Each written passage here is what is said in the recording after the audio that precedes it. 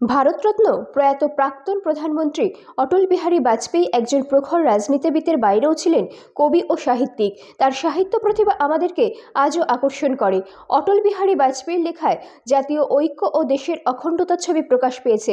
সোমবার উদয়পুরের রাজর্ষি কলাকেন্দ্রে দুদিনব্যাপী অটল কবিতা ও সাহিত্য উৎসবের উদ্বোধন করেন মুখ্যমন্ত্রী প্রফেসর ডক্টর মানিক সাহা।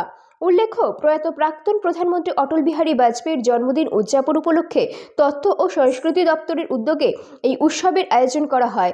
উদ্বোধনী অনুষ্ঠান মঞ্চে কবি ও সাহিত্যিক কিশোর রঞ্জন দে ও সাহিত্যিক রমেশ দেববর্মাকে অটল বিহারী বাজপেয়ী সাহিত্য সম্বর্ধনা প্রদান করা হয়। মুখ্যমন্ত্রী প্রফেসর ডক্টর মানিক সাহা তাদেরকে সম্বর্ধনা প্রদান করেন। অনুষ্ঠানে মুখ্যমন্ত্রী প্রফেসর ডক্টর মানিক সাহা বলেন, সরকারের মূল লক্ষ্য হচ্ছে জনগণের কল্যাণ ও বিকশিত ত্রিপুরা গড়ে তোলা। অনুষ্ঠানে মুখ্যমন্ত্রী আশা প্রকাশ করেন, অটল কবিতা এবং সাহিত্য উৎসব নতুন প্রজন্মকে উদ্বুদ্ধ করবে। অনুষ্ঠানে মুখ্যমন্ত্রী অটল বিহারী বাজপেয়ীর একটি কবিতা পাঠের মধ্য দিয়ে সকলকে ভালো কাজে এগিয়ে আসার আহ্বান জানান।